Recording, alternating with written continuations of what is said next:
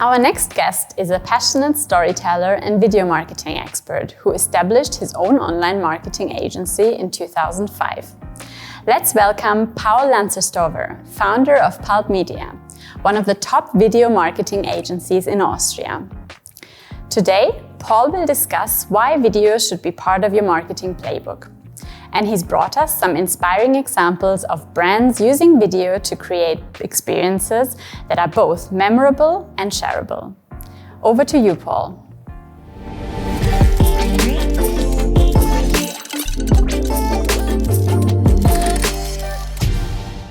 Thank you, Amelie.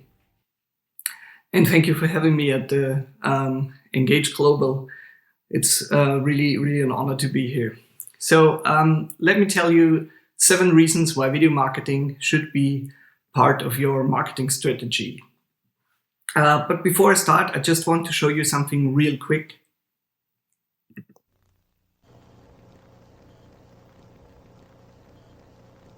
America runs on Bulliver time. This was the first TV spot ever to be aired. It was aired in 1941, right before a baseball match, I think. And what I think is really interesting about this is it was a combination of the 2 most common advertising techniques at that time, radio and billboard, and they just mixed it up together. And it was produced in the studio and it cost only $9. And yeah, we've come a long way with video since then, and this is what I'm going to show you today.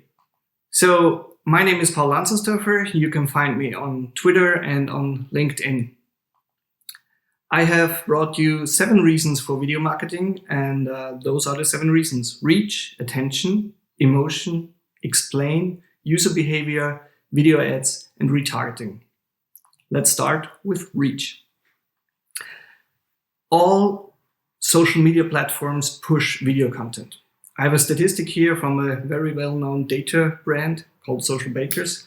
And it shows that video has like a third more organic reach than status updates and link posts, and about twice as much than photo posts.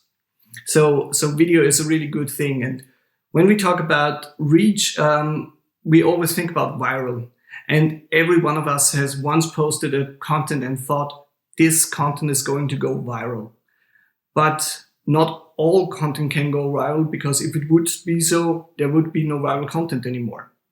There are, however, 4 reasons how or why a video can go viral. Factor 1 is it surprises, like this example here. And my new band is called Siskill.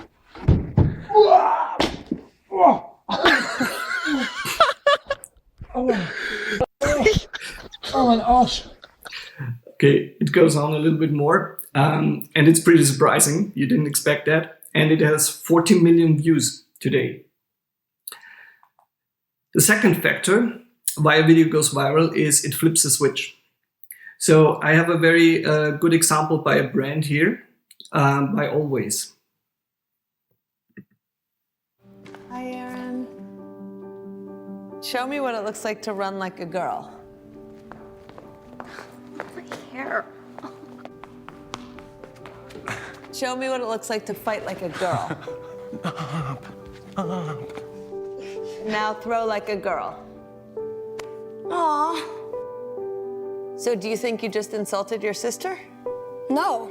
I mean, yeah, insulted girls, but not my sister. My name is Dakota, and I'm 10 years old. Show me what it looks like to run like a girl. Throw like a girl. Fight like a girl.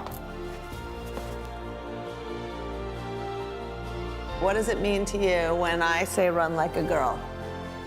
It means run fast as you can.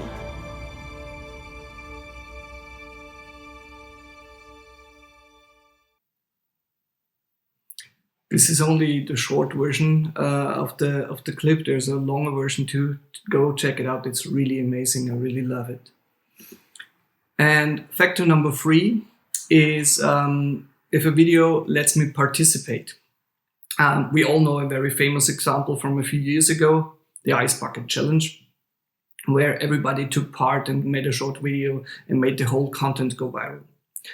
And factor number 4 is you just throw a shitload of money on it. Every video can go viral if you have enough budget. Second reason for video marketing is attention. Let me just show you a short screencast here. When you go on Pinterest and you look for cooking, and then the search result pops up, where is your attention right now? Exactly, it's on a video. You can't resist looking on it. But online video has a different drama structure than TV ads or movies or TV shows. So classical videos have the 3-act structure. Act 1 is the setup, boy meets girl.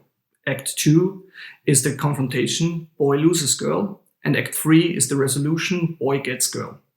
If you would do that in online, the attention span would be too low, so nobody would get to boy loses girl. So in online video, actually the first 10 seconds are crucial. And the first thing that's very crucial isn't even part of the really part of the video yet, it's the thumbnail. Because the thumbnail makes you decide to let your thumb stop. When you go through your feed and then you hit your thumb on the screen, it stops the feed. So this is what we call thumb stopping, and this is decided only by the thumbnail. You do this very subconsciously. And also subconsciously, you just watch the first 3 seconds. And in these 3 seconds, you decide if it's worth your attention. And then you keep watching, and after the first 10 seconds, you actually consciously decide if it's interesting for you, if it has value for you. And then you keep watching. So the first 10 seconds are crucial. And of course, everybody knows that. These are 2 examples of BuzzFeed Tasty. And a few years ago, their cooking videos started like the left picture, where you saw the bowl or the plate or whatever, where they started to cooking. If you watch a video now, they start with the result, and then they go back to the cooking from start. So in the first 10 seconds, you see the tasty result. However, your gut feeling is good and experience is good, but always trust data. Try out which works best, which keeps the attention. You can check the data and create or make a concept of your videos by the data you get. Reason number 3 for video marketing is emotion. Here's a very cool quote. You can read it, but it basically says, if you attach information to an emotion, it's easier to digest and to remember. And you can use this very good in videos. I have an example here that's too long for today, but please go check it out. It's from Kleenex and it's called A Caring Chorus. And I guarantee you will cry. If you don't cry, go to Twitter and type @Lancelot13. I didn't cry, engage global. I dare you to do that. Reason number 4 is explain. In video, you can use video to explain very complex products or services you offer. And you can use explainer videos through the whole customer experience, a customer journey. In the consideration phase, you can use it to explain your product. Like Lego does. When you go to a Lego product on Amazon, they have a short video where they show you what you can do with the Lego inside the box. Just.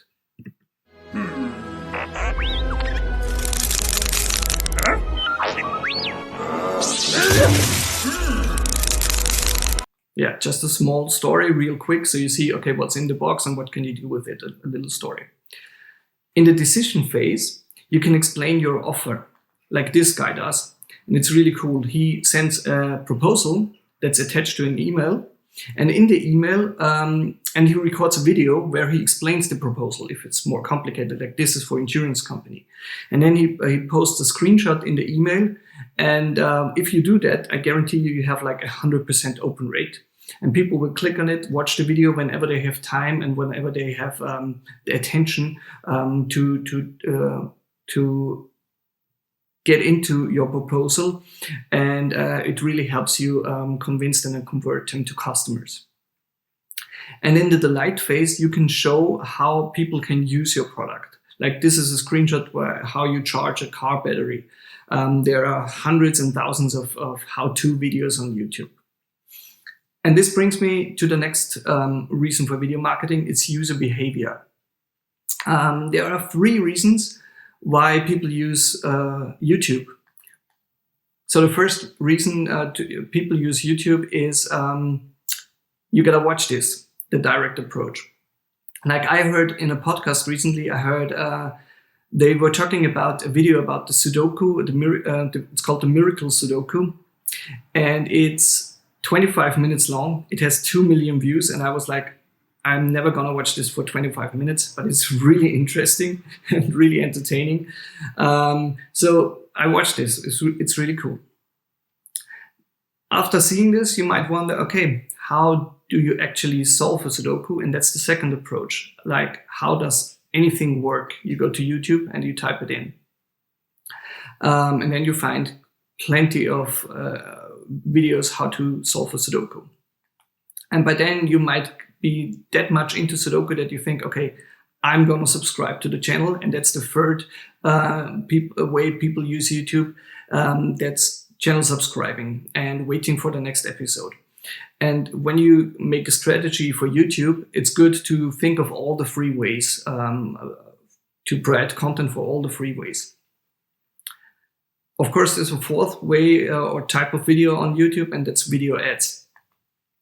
There are hundreds of strategies for video out there, and YouTube actually provides themselves some strategies like the bite snack meal. You show a small bite of the campaign in the first phase. In the second phase, you show a little bit longer video. And in the third phase, in the meal phase, you show the full video.